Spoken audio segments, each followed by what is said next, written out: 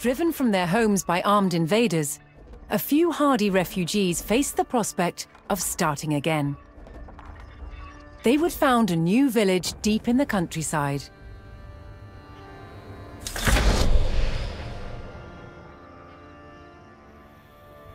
With a new settlement established, the first priority was locating a reliable food source. The simplest source was gathering from nature. Yaru, Gadriende.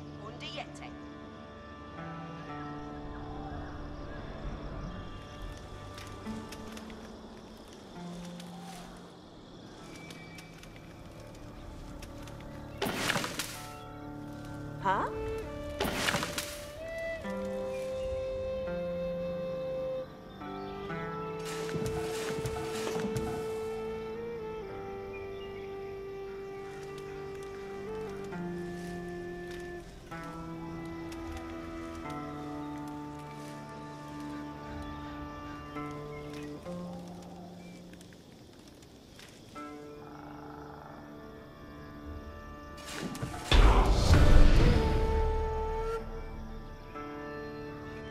With a healthy supply of food, the village could start to grow.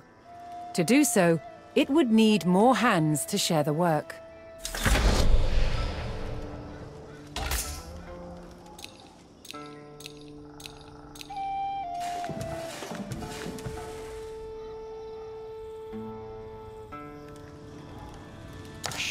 Huh? Waiter?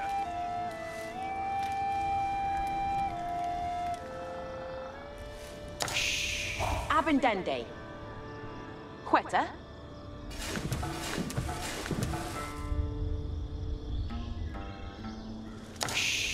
Yaru.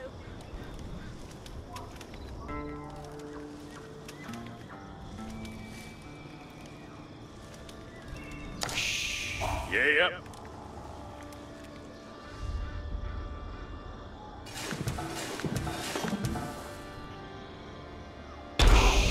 Yeah. The new workforce could now turn to the growing village's needs. First, they would build a mill near their food source, so villagers could drop off gathered berries more easily.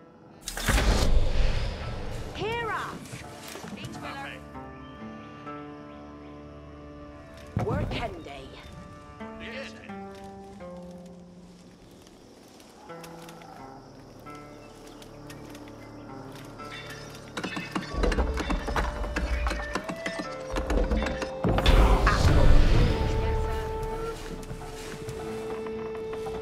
Next, the growing village would need wood to build with.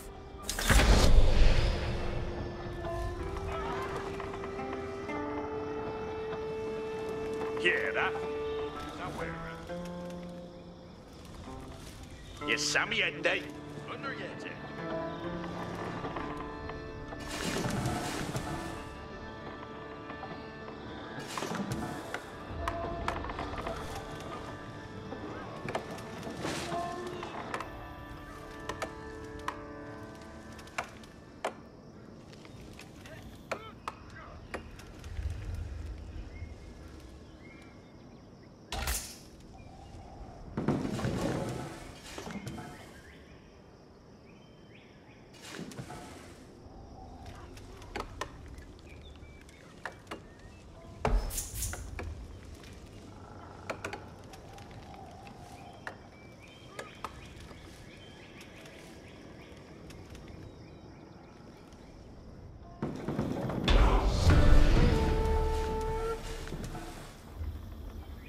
The growing community now had a steady supply of lumber.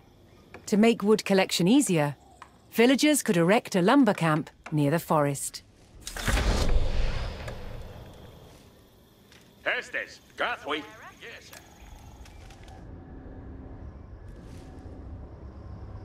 Workende.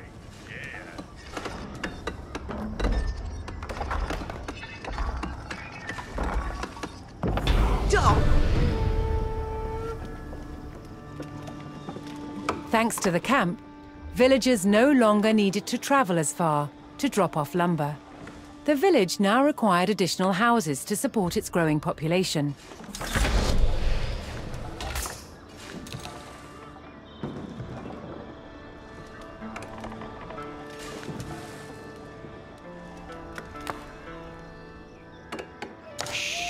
Waiter.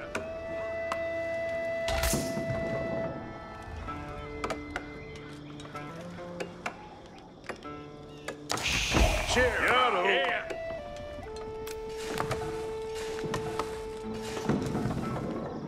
Work at nothing. Charlas, Ferroth. Each winner. Charles Yarwa. Aware. Work day. Nothing.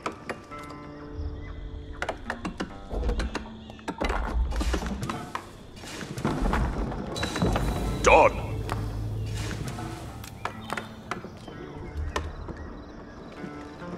Work out? Yeah.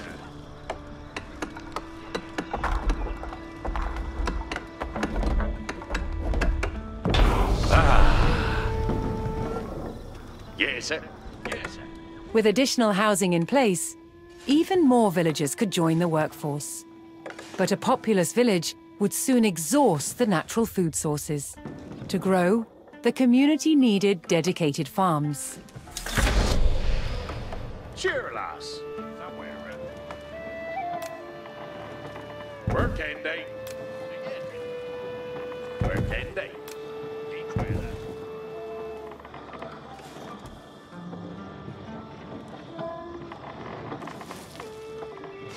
There the worker. Each winner.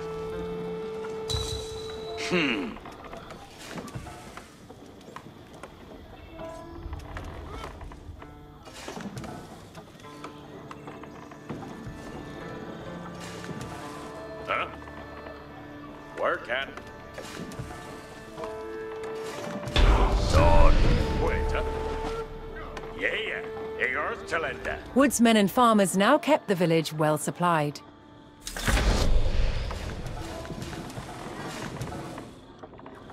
Further growth required knowing the countryside and finding more resources. For that, communities employed scouts.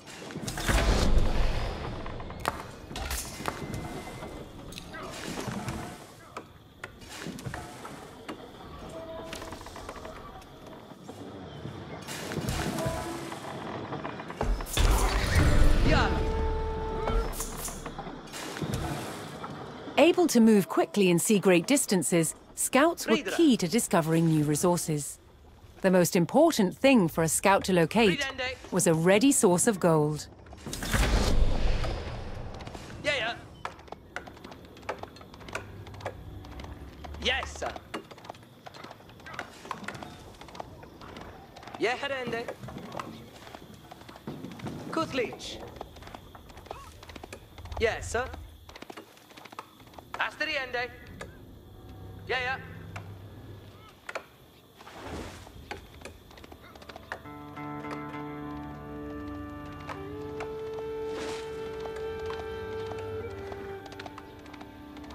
Gande.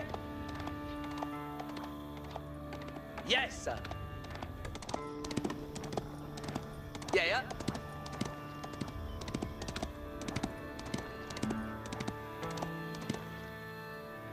Ridende.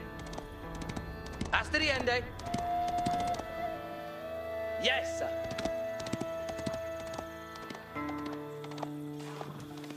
Gande.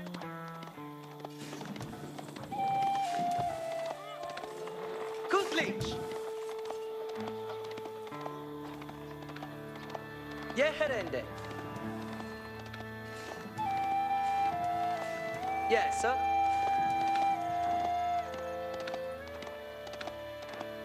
Yeah. Gande. Astirende. Yes, sir. Yeah. Yeherende. Kutlich. Ridende. Yeah. Asteriende. Yeah. Yeah, yeah. Ridende. Gande. Yes, sir. Ridende.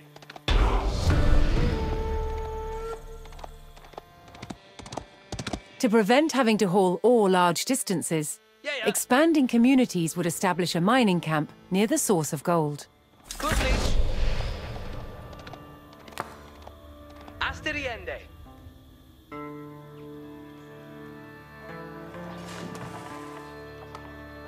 Yes, sir.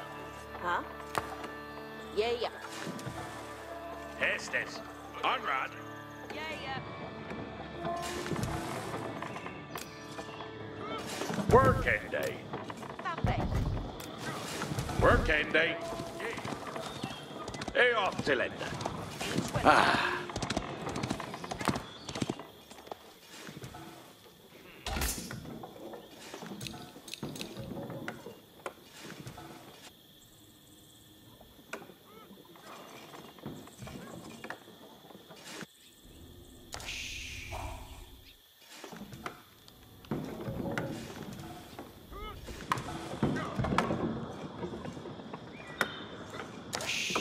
Yeah, yeah.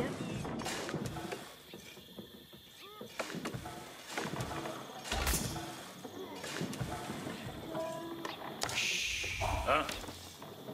Yaro. Pathway off. Quetta. Working day. Hear that? Working day. Open day.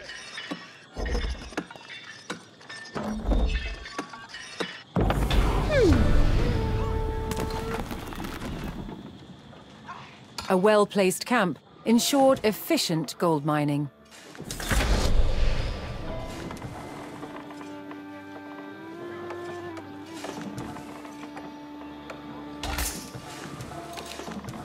Yes, sir. Yes, sir.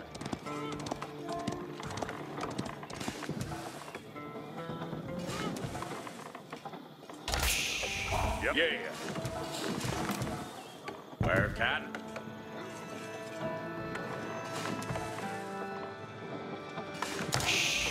Yaru, huh? Work out.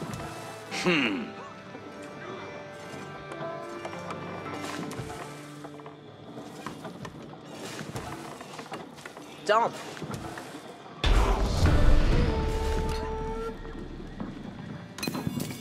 With a good supply of gold, the village was becoming a large town.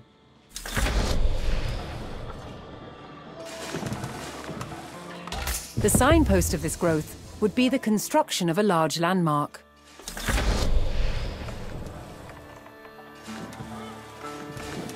Yeah. It's a whaler.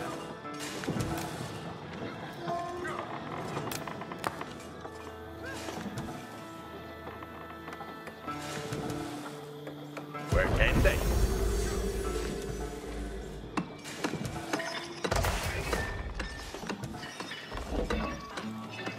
Yaru, work out.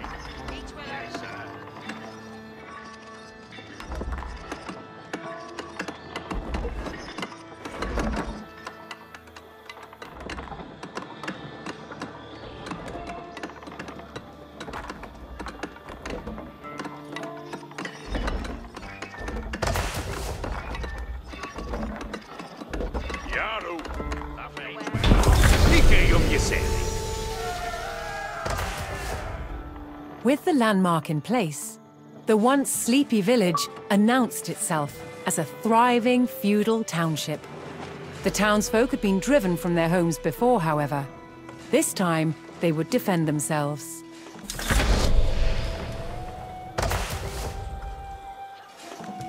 The first step would be constructing a barracks for infantry.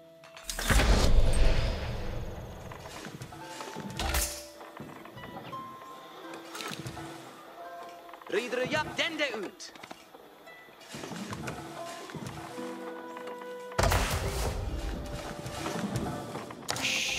Yes, questo hala.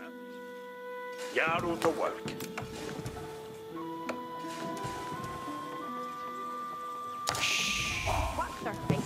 Shula Beo Timber.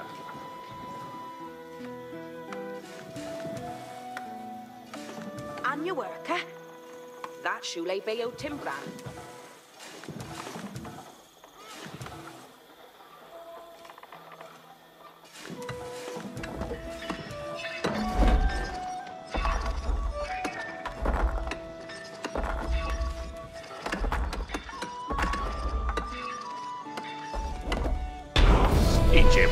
That. Your way on Herefraf. Yes, sir. Once it had a barracks, the town could establish a standing force of soldiers. Simple infantrymen armed with spears were a common choice for these militias.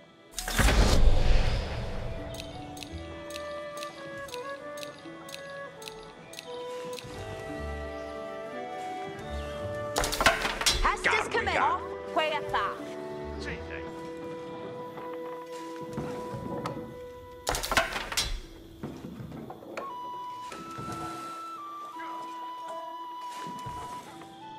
Yahweh. Yes, sir. Garwigan.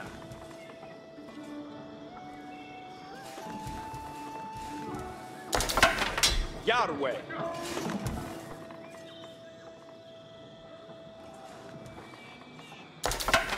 Yes, sir. Garwigan Asetat. Yes, sir. Garwigan.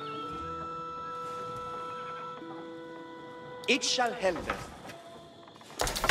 Each Yahweh. Trimet Garhura. Now. Odstendende stede. Yes, sir. Aknatite.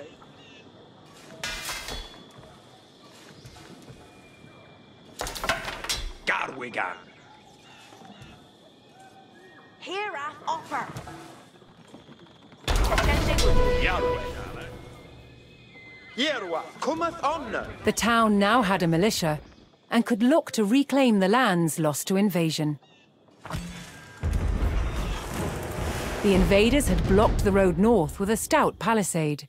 Although spears were of little use against these walls, the militia could burn down the obstacle with torches. Garu Upa.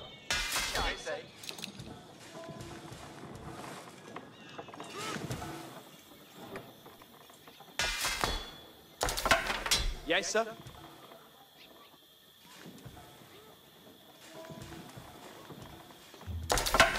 Garwigan. Astirat Garwigan.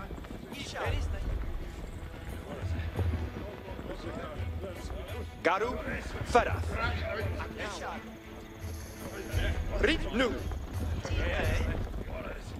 Mid-May. Garwigan Asetat.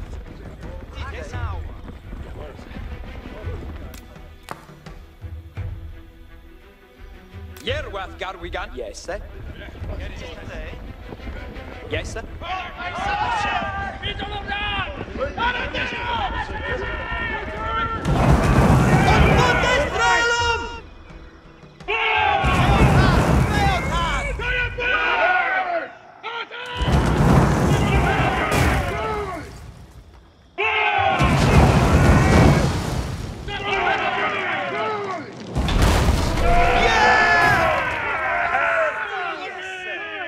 With the road open, the militia could now reclaim their lands in the north.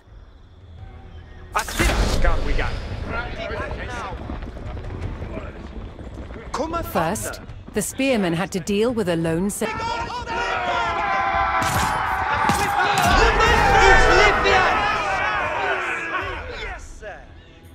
Advancing aggressively, the militia eliminated the enemy sentry.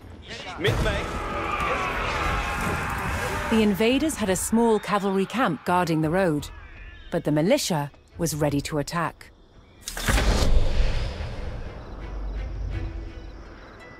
Aknawa. Garu Astiga.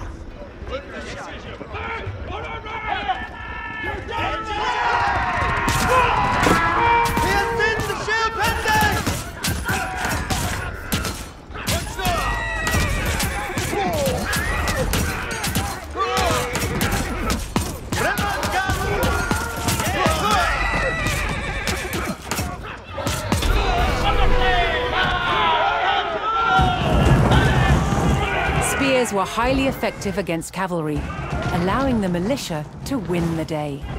All that remained was to destroy the invaders' stables.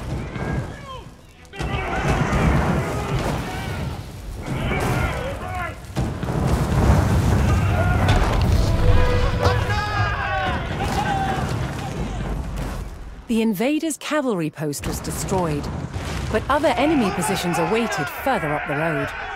Hostile archers defended the next camp, which would put spearmen at a disadvantage.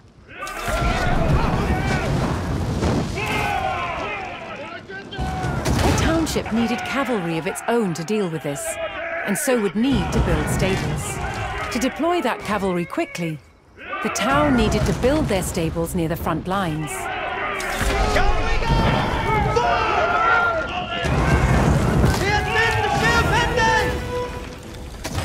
Fortunately, friendly villagers came out of hiding and joined the effort.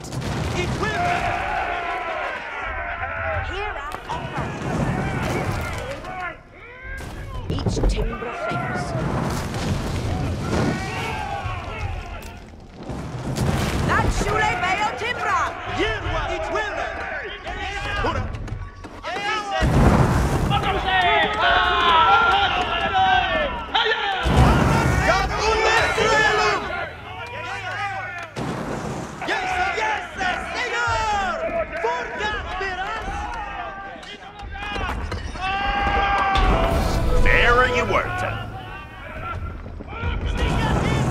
With stables in place, the town could field horsemen of its own.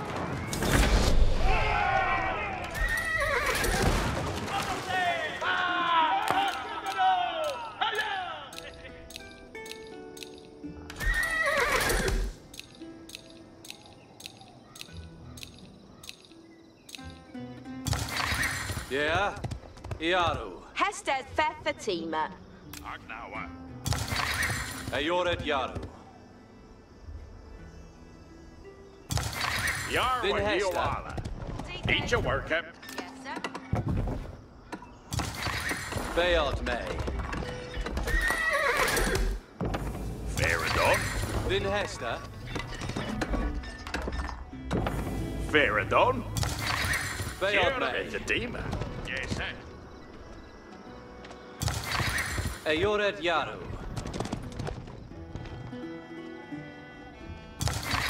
Yeah, Iaru. Then Hester.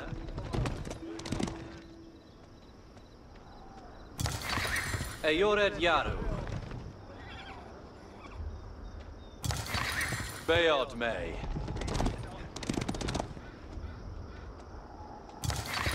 Yeah, Iaru. Then Hester.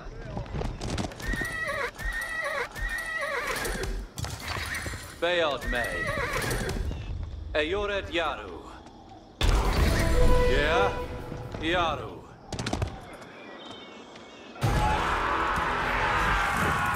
The town now had a rapid light cavalry, skilled at harassing slower targets, such as archers.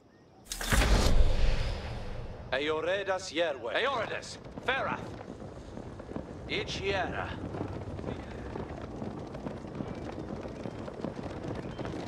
Aoridas, Hellsborough. Yes, readeth Aoridas. Yes, sir.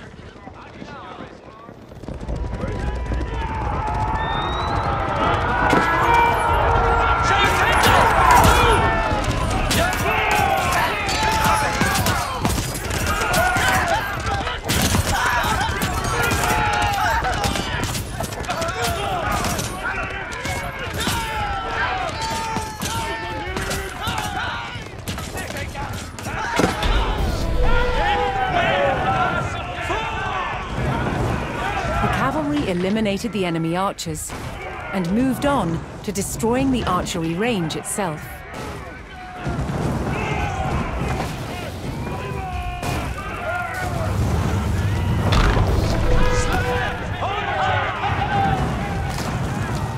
The invaders' archers and their camp were destroyed. A final enemy emplacement remained, one fortified with palisades and defended by spearmen.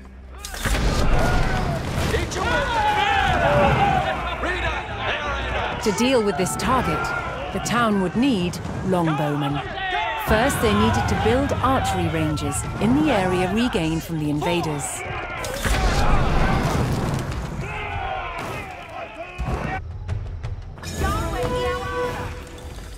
Once more, friendly villagers arrived to help.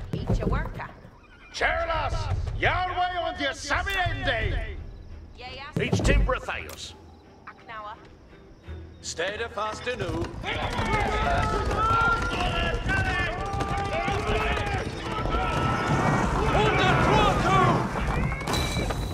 Bury your words up.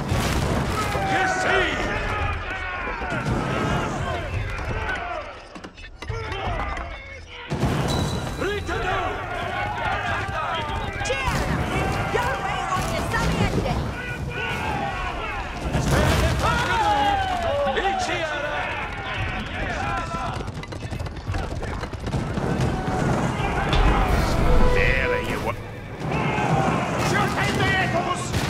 With several archery ranges in place, the town could add longbowmen to its forces. AORUS, slayers for heart.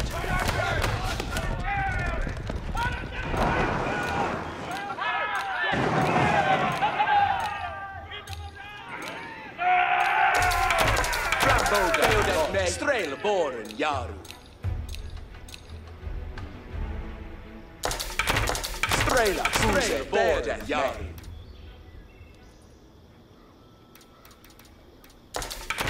Strail boren Yaru. Need your work up.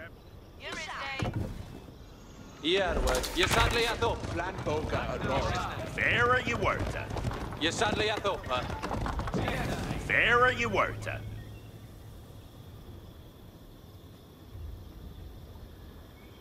Yarwa Yoala. That Shule Bayo Tempran.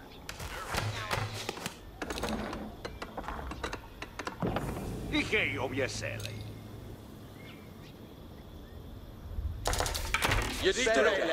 Readeth AORUS. Written Strail boren Yaru. Eat your willa.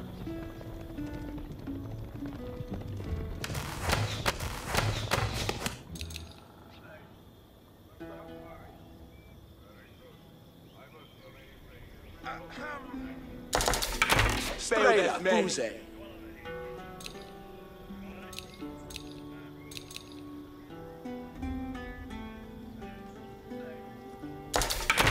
Flamboga Anod. Strail boren Yaru. Strail Muse.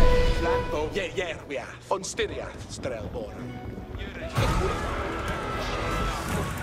A strong force of archers could eliminate enemy spearmen at a distance, so long as they took the proper position. Strail boren Bereth.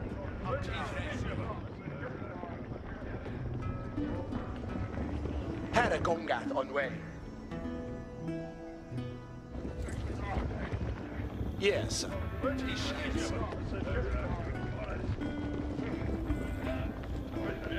Gath Strelboren. Herre Gongat on way. Gath Strelboren.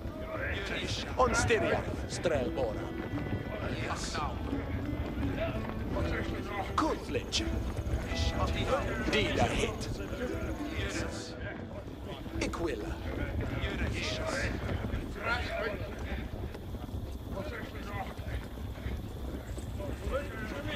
Kuthlich. Dida hit.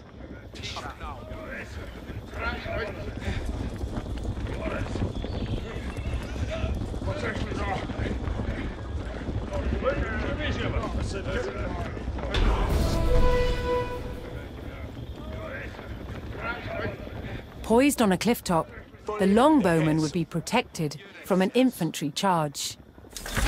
Yes. Iquilla.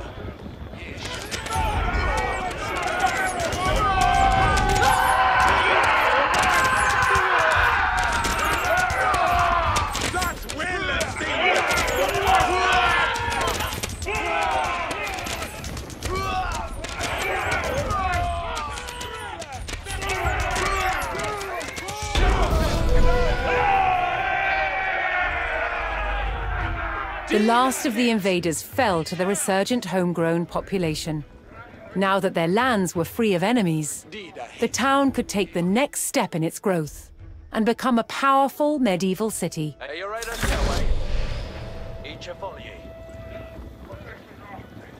Here, too, the erection of a great landmark would be the signpost of this growth.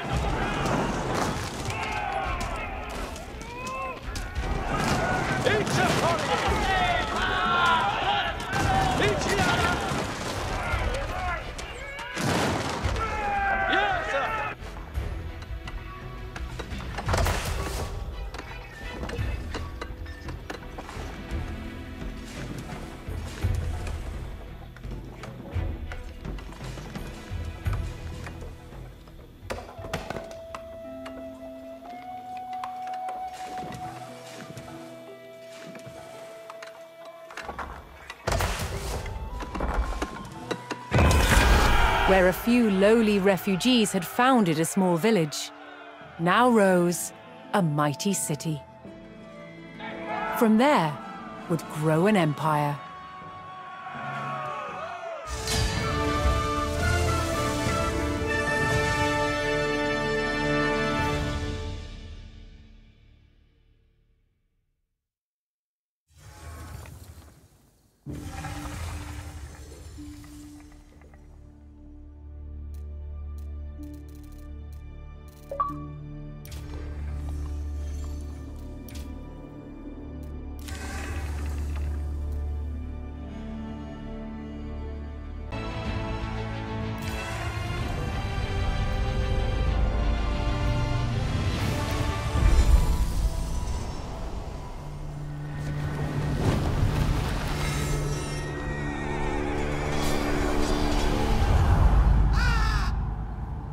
Some events leave a deep mark on history, but none on the land. This is the site of the Battle of Hastings. After almost 1,000 years, no traces of the bloody conflict can be seen.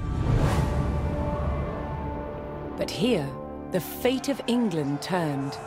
It's where a king was killed, and his victor claimed the throne.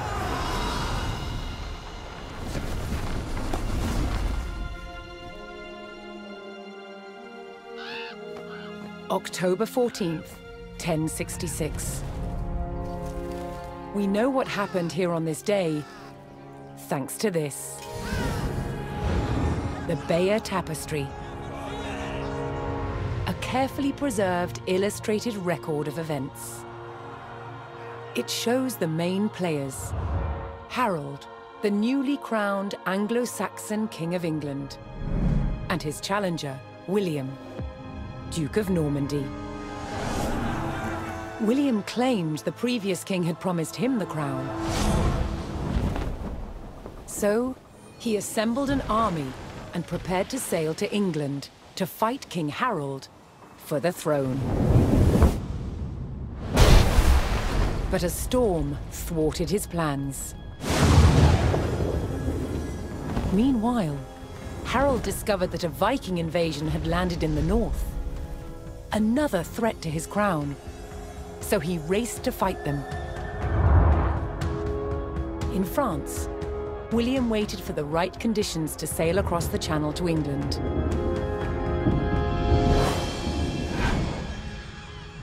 The weather cleared.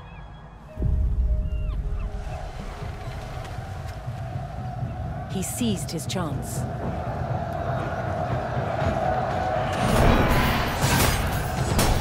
"250 miles north, Harold had defeated the Vikings. Now, hearing of William's arrival, his army sped south. At 9 o'clock in the morning, on this hill, William's Norman army were ready to do battle with Harold's Anglo-Saxon men. The stage was set, and up for grabs, England itself.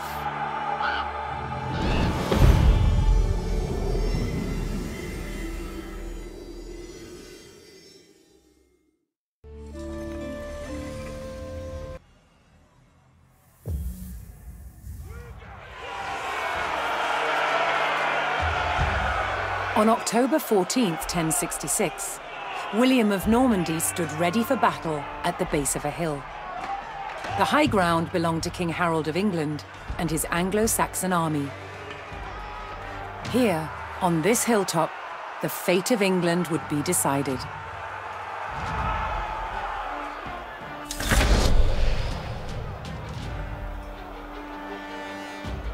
Donetsk moje vols advits.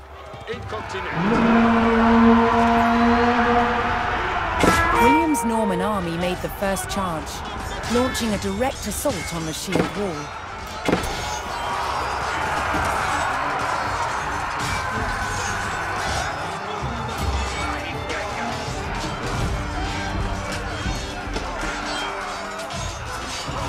Though William's army fought fiercely against the shield wall, it would not yield.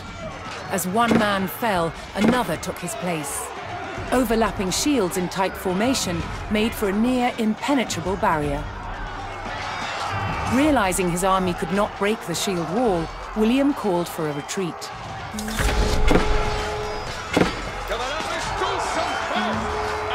He aimed to lure the Anglo-Saxons into a false sense of victory, causing them to break formation. William's feigned retreat was working. The Anglo-Saxon army broke their shield wall formation, leaving gaps for William to make a move.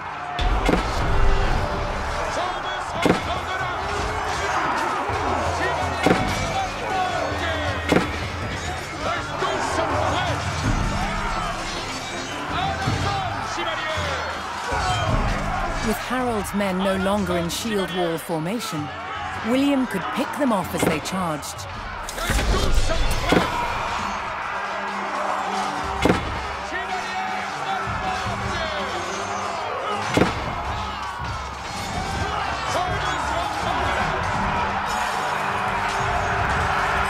The Anglo-Saxons had deployed rows of spearmen to push back the invaders. But William had an answer. His sharp-eyed archers.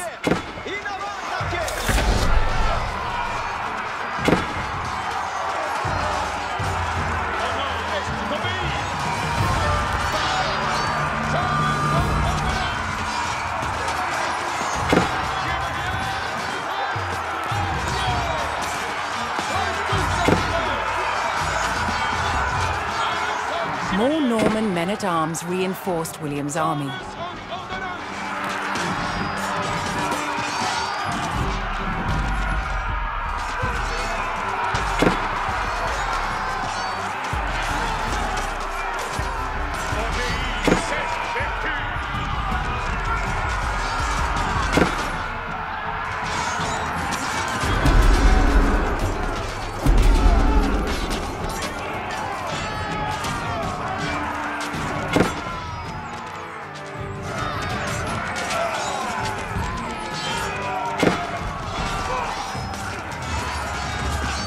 Anglo-Saxon archers joined the fray, and the Normans' deadly cavalry ready to charge. But first, William's forces had to eliminate the enemy spearmen, whose sturdy polearms could easily bring down a horse.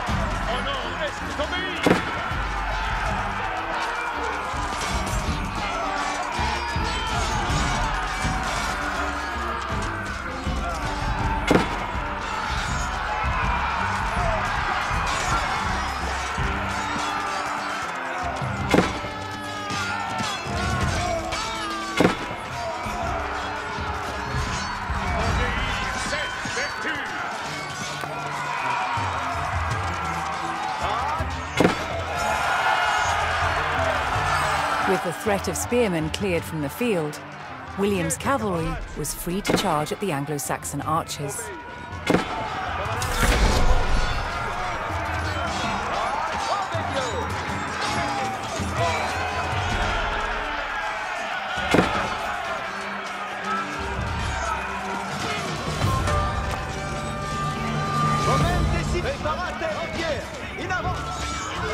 The Anglo-Saxon army was in disarray. Their shield wall had been neutralized, and their numbers were dwindling.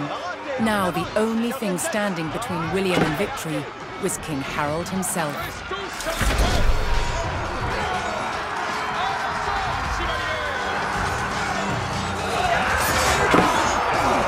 The last of Harold's men encircled their king, prepared to lay down their lives to save his.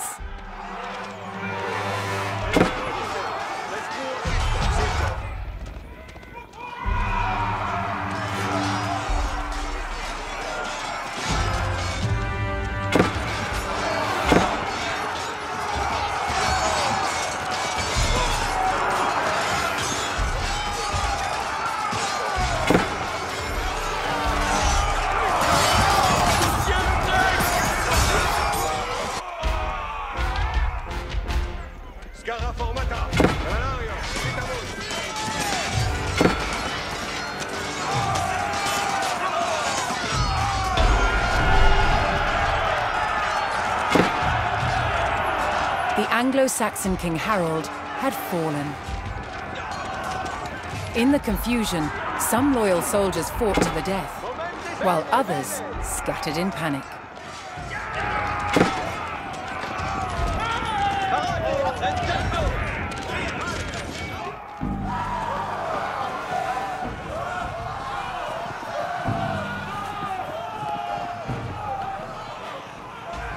Leaderless and defeated, the last of the Anglo-Saxon army fled for their lives. The Normans celebrated victory over the English king, but William's quest to rule England was just beginning.